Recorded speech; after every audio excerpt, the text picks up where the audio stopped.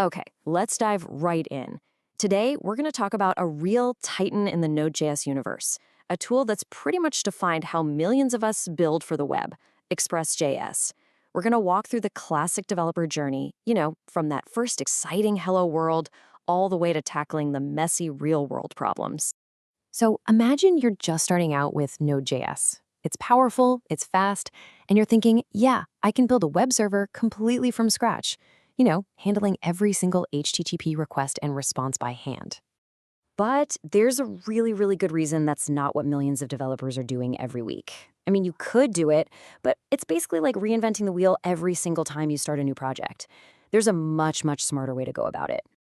And that smarter way, get this, it's downloaded over 18 million times every single week. That number is just huge. It's not just a statistic, it's proof of how absolutely essential this tool is to the entire Node.js world. And of course, we're talking about Express. So what is it exactly? Well, the official definition is kind of perfect. Express is a fast, unopinionated, minimalist web framework for Node.js. And the words to focus on there are unopinionated and minimalist. It gives you just what you need to get started without locking you into some rigid, complicated structure. All right, so let's start this journey where pretty much every single developer does. That first, almost magical Hello World app. And here's the thing, the real beauty of Express is that it doesn't drown you in boilerplate code. It just gets out of your way and lets you focus on what you actually want to build. Let's see what that looks like. Now, just look at this. What's so amazing here is how little code this is. In basically 5 important lines, you pull in Express, you create your app, you define a single route for the homepage to send back Hello World, and then you tell the server to start listening. That's it. You have a fully working web server right there. But, after that initial Hello World high wears off, every developer smacks right into their first big wall. It's a challenge that's baked right into the DNA of Node.js, dealing with asynchronous stuff. Welcome to the callback conundrum. I absolutely love this quote from Linus Torvalds. It's so blunt, but it perfectly captures the problem with deeply nested code. And let me tell you, with old school Node.js callbacks, you can hit 3 levels of indentation before you've even finished your first cup of coffee. See, as your app gets more complex, maybe you need to hit a database, wait for that, then call an external API, wait for that, then write to another file. Your code starts to look like this sideways pyramid. It just keeps marching further and further to the right. This is famously known as callback hell, and it is an absolute nightmare to try and read or maintain later. And this slide just shows the trade-off so clearly.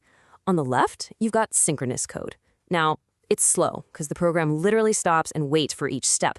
But hey, it's super easy to read. It's just a straight line. On the right, you've got the asynchronous callback version. It's blazing fast, super efficient, but good luck trying to follow the logic of what's happening when. Thankfully, the story does not end in that messy, indented nightmare. Modern JavaScript gave us a massive breakthrough, a way to clean up this entire mess and finally escape callback hell for good. And its name is async/await. The magic of async await is that it lets us write our asynchronous code in a way that looks and feels like synchronous code. You get that clean, top-to-bottom logical flow, but under the hood, Node.js is still doing its non-blocking magic, keeping your app incredibly fast and responsive. And I mean, just look at the difference. It's night and day, isn't it? On the left, our old nemesis, callback hell. And on the right, the exact same logic, just rewritten with async await. It's clean, it's linear, and you can instantly tell what's supposed to happen. This was an absolute game changer for writing maintainable code. So the main takeaway here is this. Async await isn't some magic that makes your code run faster. It's a syntax that makes your code better. You get the awesome performance of non-blocking I/O, but with the readability and sanity of code that a normal human being can actually follow. Best of both worlds. Okay, so our code is clean. We've escaped the callback pyramid. But now it's time to get serious. It's time to take this app from our laptop and put it out into the real world. We're talking about production. And in production, having clean code is just the entry fee. Your application has to be robust. It needs to be performant enough to handle a ton of traffic and secure enough to keep everyone's data safe. The Express docs actually lay out a great performance checklist. You want to do things like use zip compression to shrink down your data and make your app feel faster. And this is the big one. Avoid synchronous functions at all costs. That's like the cardinal sin of Node.js performance. It blocks everything. Then there are the simple things like setting Node.env to production and running your app in a cluster that let you squeeze every last drop of power out of your server. And security is just as crucial. Of course, you need the basics like TLS for encryption, but there's a middleware called Helmet that you should just always use. It's like putting on a suit of armor for your app. It automatically sets a bunch of HTTP headers to protect you from common attacks. And don't forget to check your packages. Running npm audit regularly can find security holes in the code that you didn't even write.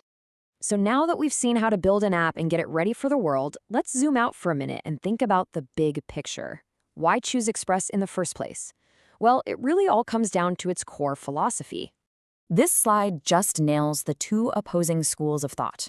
On one side, you've got Express, minimal, flexible, unopinionated. It gives you total freedom. On the other side, you have something like Nest.js, which is much more structured, opinionated, and built for the enterprise. People call it a batteries-included framework. It gives you guidance.